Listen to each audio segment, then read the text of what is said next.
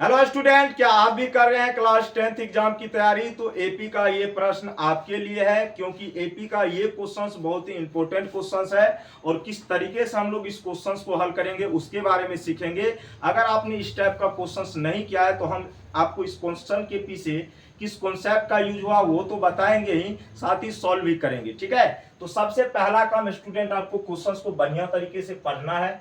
कहा गया किसी समांतर श्रेणी के चार संख्याओं का योगफल 20 है तथा उनके वर्गों का योगफल 120 है, तो आपको संख्याएं बोला है ज्ञात करने के लिए। तो सबसे पहले स्टूडेंट, आपको याद होगा हमने बताया था अगर एपी में आपको चार संख्या माननी हो तो हम क्या क्या मानेंगे। अगर आपको वो कॉन्सेप्ट याद है तो यकीन मानिए इस क्वेश्चन को आप हवा में उड़ाएंगे। तो सॉल्व करते हैं इस क्वेश्चन को। सबसे पहला काम हम लिखेंगे यहाँ पे सॉल्यूशन। सॉल्यूशन लिखने के बाद हम मान लेंगे, माना कि एपी की चार संख्याएं, एपी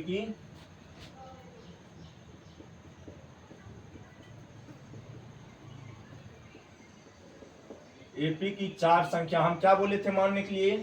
पहला a-3d, दूसरा a-d, तीसरा a+d और चौथा क्या बोले थे मानने के लिए? a+3d।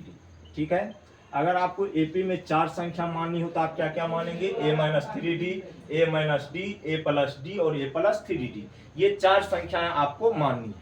अब क्वेश्चंस पे चलेंगे। प्रश्न में हमसे कहा क्या गया है?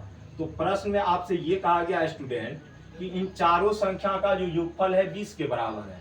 अब भैया जब इस चारों संख्या का योगफल 20 के बराबर है, ये हमने माना है, रियल में संख्या आपका कुछ और होगा। ठीक है, और हमने साथ में ये भी कहा था कि अगर आपको चार संख्या एज्यूम करना हो एपी में तो हम लोग ये एज्यूम करेंगे। ठीक है, लेकिन इसका वैल्यू कुछ और रहेगा। ठीक ना, तो प्रश्न से इसमें चार संख्या का जो योगफल है 20 के बराबर है, तो हम इस चारों संख्या को ऐड करेंगे, a-3d, a-d, फिर प्लस में a+d और प्लस में a+3d। ठीक है, और ये किसके बराबर है? 20 के बराबर, क्योंकि इन चारों संख्या का योगफल किसके बराबर दिया गया है? 20 के बराबर।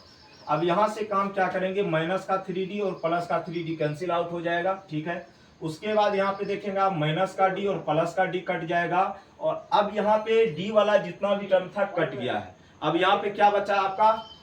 ए वाला टर्म। तो ए वाले टर्म को आप जोड़ देंगे, a+a+a+a, कितना ए हो जाएगा? 4a। कितना ए हो जाएगा? 4a, और ये किसके बराबर होगा? 20 के बराबर। किसके बराबर होगा? 20 के बराबर। तो यहां से हम ए का वैल्यू निकालेंगे तो 20/4, कहने का सेंस कितना आ गया स्टूडेंट? 5 आ गया। कितना आ गया? 5 आ गया। ए का वैल्यू हमने पता कर लिया, और आपको पता होना चाहिए ए क्या होता है एपी में? प्रथम पद होता है। ठीक है, अब इस चारों संख्या का योगफल 20 दिया हुआ था, तो यहां से हमने ए का वैल्यू पता कर लिया। लेकिन दूसरा कंडीशन में यह भी आपको कहा गया है कि इन्हीं चारों संख्या का जो वर्ग है और वर्ग का जो योगफल है किसके बराबर है? 120 के बराबर है। तो जो जो क्वेश्चंस में कहा गया वो हमको करना पड़ेगा। तो अब यहां से हम क्या करेंगे? इसका स्क्वायर करेंगे। जो चार संख्या हमने एपी में माना है उसका हमको क्या करना पड़ेगा? स्क्वायर, और साथ में उसको ऐड भी करना पड़ेगा।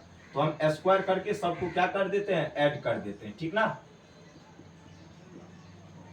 उसके बाद a+3d का स्क्वायर। ठीक है, ये सबका हमने क्या किया? चारों संख्या का स्क्वायर किया, और इसका योगफल किसके बराबर है? 120 के बराबर है। और योगफल 120 के बराबर है तो जाहिर सी बात है स्क्वायर करके सबको जोड़ना पड़ेगा। तो वही काम हमने यहाँ पे कर दिया। अब जरा सा इसका स्क्वायर करो, ये हो जाएगा a² -6ad प्लस में कितना? 9d²। ठीक है, ये हो जाएगा आपका a² -2ad प्लस में कितना होगा? d²।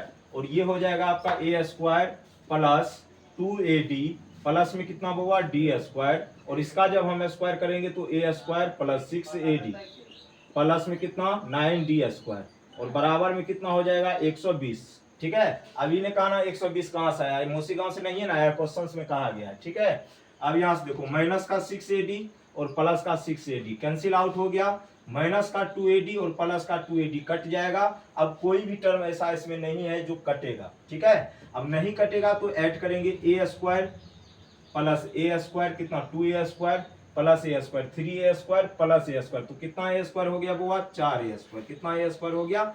4a²। ठीक है, उसके बाद d² वाला टर्म को देखते हैं तो 9d² प्लस 9d², 18d², एक 19d², एक 20d², मतलब 4a² प्लस कितना हो जाएगा? 20d², और ये हो जाएंगे 120 के बराबर। अब यहां से हम क्या चार कॉमन ले सकते हैं? बिल्कुल ले सकते हैं। तो a² प्लस 5d² बराबर किसके हो जाएंगे 120 के।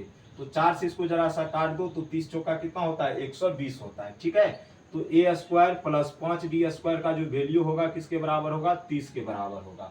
अब यहाँ पे हमने a² प्लस 5d² का वैल्यू निकाल लिया है और हमें पता है a का मान हमने कितना निकाला है 5। कितना निकाला है 5। तो क्या हम यहाँ पे a का मान नहीं रख सकते हैं? तो a का मान रखेंगे 5² प्लस 5d² बराबर में कितना 30।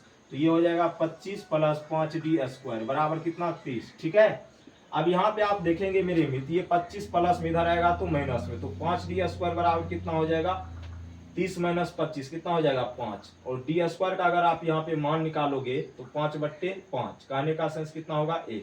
और जैसे ही इसका आप स्क्वायर हटाओगे ये रूट में जाएगा तो यहाँ से d का 2 वैल्यू प्राप्त होगा, एक प्लस का एक माइनस का। ये आपको पता होना चाहिए। स्क्वायर जब भी हम लोग किसी नंबर से हटाते हैं और उस तरफ ले जाते हैं तो वो वैल्यू रूट में जाती है और वहां से आपको 2 वैल्यू प्राप्त होती है, एक प्लस का एक माइनस का। ठीक है, अब यहाँ पे आप देखेंगे a का वैल्यू हमने पता कर लिया है, d का भी वैल्यू हमने पता कर लिया है और संख्याएं को हमने क्या माना था a-3d, उसके बाद क्या माना था हमने a-d, उसके बाद माना था a+d और उसके बाद हमने माना था a+3d। ये संख्या को हमने माना था, आपको पता होना चाहिए।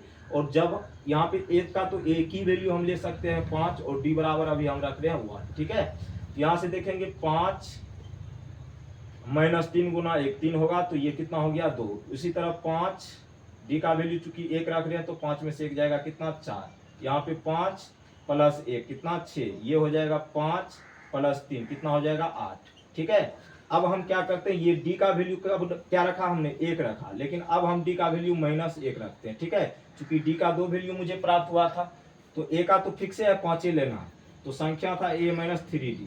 ठीक है, तो 5, अब देखो भैया -3 गुना d का मान कितना -1 ले रहे हैं तो ये कितना हो जाएगा 8। ठीक है, कैसे हुआ माइनस माइनस प्लस तो 5 3 कितना 8। उसके बाद a-d तो 5 -d का वैल्यू इतना हो गया। ठीक है, ये कितना हो जाएगा 6 हो जाएगा, कितना हो जाएगा 6। a+d तो 5, उसके बाद देखो भैया 5, उसके बाद क्या कहते हैं 5 प्लस -1 कितना हो जाएगा ये 4 हो जाएगा। उसके बाद a- क्या है a+3d है तो भैया 5 प्लस 3 गुना -1 करो तो ये कितना होगा 2। ठीक है, तो कहने का सेंस अगर आप d बराबर 1 भी रख रहे हैं और d बराबर -1 भी रख रहे हैं तो फिर भी संख्या आपकी क्या आ रही है सेम ही आ रही है। अब आपको विश्वास नहीं हो रहा होगा और अगर आप चारों संख्या का ऐड करेंगे, क्या करेंगे चारों संख्या को जोड़ेंगे तो इसका योगफल किसके बराबर आएगा 20 के बराबर। 8 6 14 4 18 2 कितना हुआ 20 हुआ ना। और इसके वर्गों का आप जैसे योग करोगे तो कितना आएगा आपका 120 आएगा। और यही आपके क्वेश्चंस का होगा सही जवाब। और उम्मीद करते हैं आपको ये क्वेश्चन सही तरीके से समझ में आया होगा। तो बाय बाय, टेक केयर, जय हिंद जय भारत।